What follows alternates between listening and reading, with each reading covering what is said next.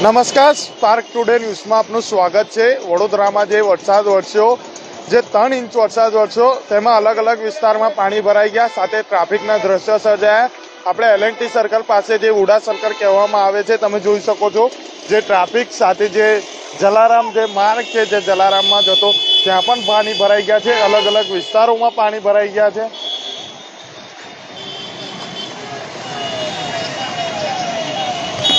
તમે જોઈ શકો છો, જે ટ્રાફિકના દ્રશ્યો સર્જાયા છે। આ જે વારંવાર રજૂઆત કરવામાં પણ આવી હતી કે આને અહીં જે ઉડા સર્કલ પાસે પુલ બનાવવામાં આવે, પરંતુ પુલ બનાવવામાં નથી આવતો। કલાકથી જ આ જે ટ્રાફિક છે તે ફસાયો છે।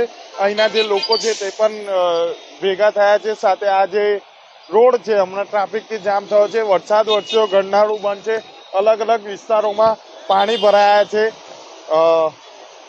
3 ઇંચ વરસાદમાં જ કોર્પોરેશનની જે કામગીરી છે તે દેખાઈ ગઈ છે। આપણી સાથે એક સ્થાનિક છે અહીંના, તેમની સાથે જ વાત કરીશું।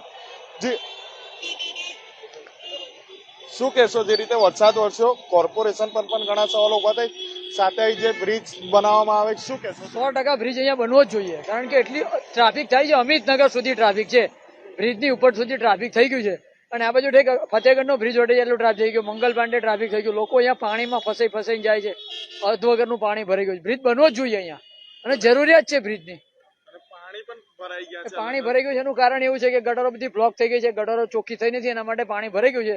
અને વરસાદનું પાણી ઉતરી જાય એટલે કાલે આવીને બધી ગટરો ચોખ્ખી કરી જાય તો આ પાણી ભરાય નહીં। કેટલા લોકોની ગાડીઓ બંધ થઈ ગઈ છે, કેટલા લોકોની ગાડીઓ અંદર પડી છે, હાલની અંદર 5 થી 6 ગાડીઓ અંદર પાણી ઘૂસી ગયું છે, બંધ થઈ ગઈ છે।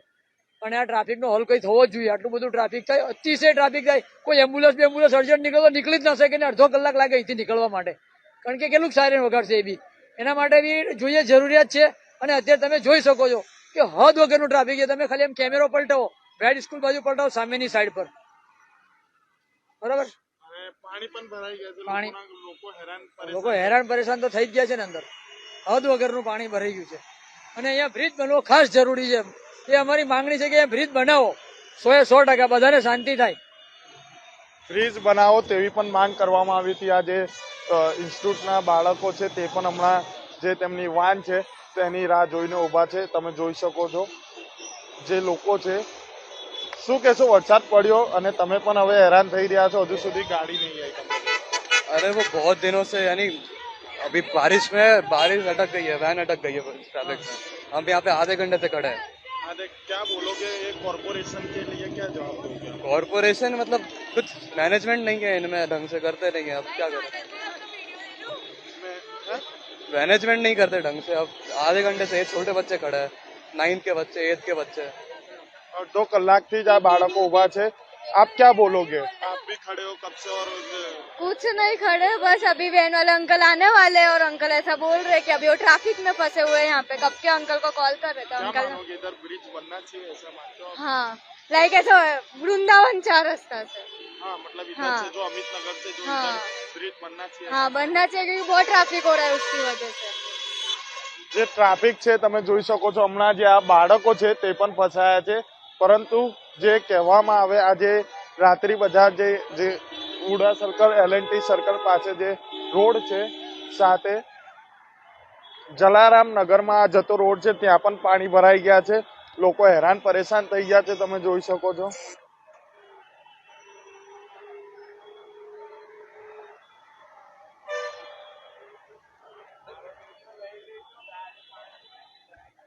આ જે ગાડીઓ છે તે હમણાં પાણીમાં જઈ રહી છે। આ જલારામ નગર વાળો વિસ્તાર છે, લોકો જોઈને વિચારીને જે ગાડી કાઢી રહ્યા છે, પરંતુ ક્યાંક ને ક્યાંક લોકો હેરાન પરેશાન પણ થઈ રહ્યા છે, તેમને લઈને ગાડી પણ રોકી દે છે, તમે જોઈ શકો છો। અને આ જે પાણી ભરાયા છે તમે જોઈ શકો છો, આ જે જલારામ નગરમાં જતો રોડ છે,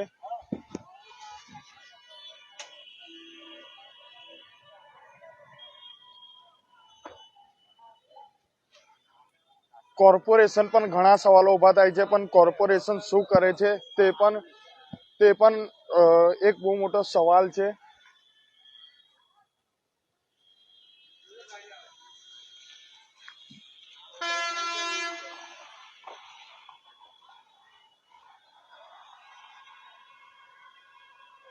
આ તમે જોઈ શકો છો, જલારામ નગર જતો માર્ગ છે, ત્યાં પણ પાણી ભરાયા છે।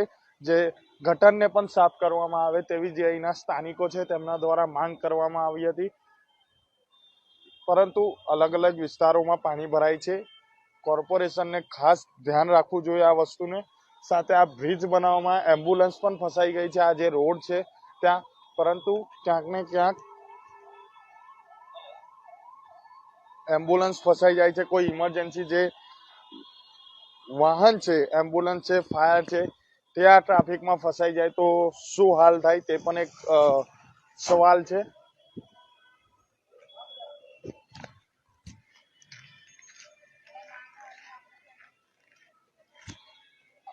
આ બેદરકારી બહુ ગંભીર બેદરકારી કહેવાય. તમે જોઈ શકો છો હમણાં જે ગાડીઓ છે આ કલાકથી ટ્રાફિક થયો છે. અમિતનગર સુધીનો આ ટ્રાફિક છે.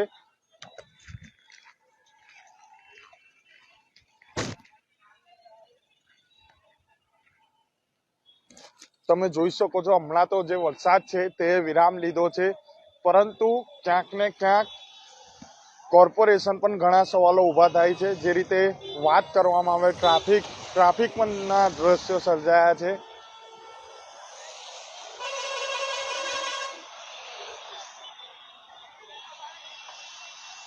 ચારે બાજુ જે ટ્રાફિક છે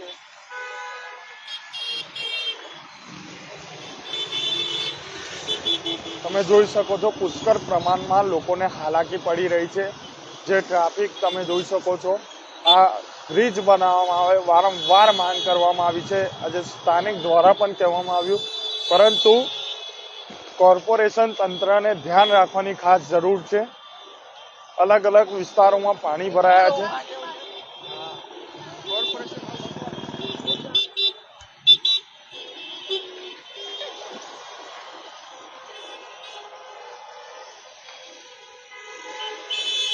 હમણાં જે ટીઆરબી ના જે જવાનો છે તે તો ટ્રાફિક ક્લિયર કરાવી રહ્યા છે. તમે આ પાણી જોઈ શકો છો, પાણી પણ ભરાઈ ગયા છે.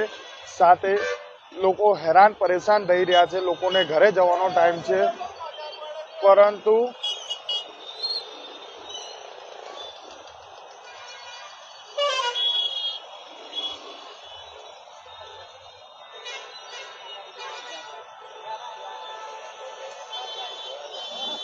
આ જે પાણી ભરાયા છે લોકો હેરાન થઈ રહ્યા છે. નોકરી પરથી એમને ઘરે જવાનો ટાઈમ છે, પરંતુ ક્યાંક ને ક્યાંક કોર્પોરેશનની આ બેદરકારી છે. જે સ્માર્ટ સિટીની વાતો કરવામાં આવે છે પણ સ્માર્ટ સિટી છે નથી.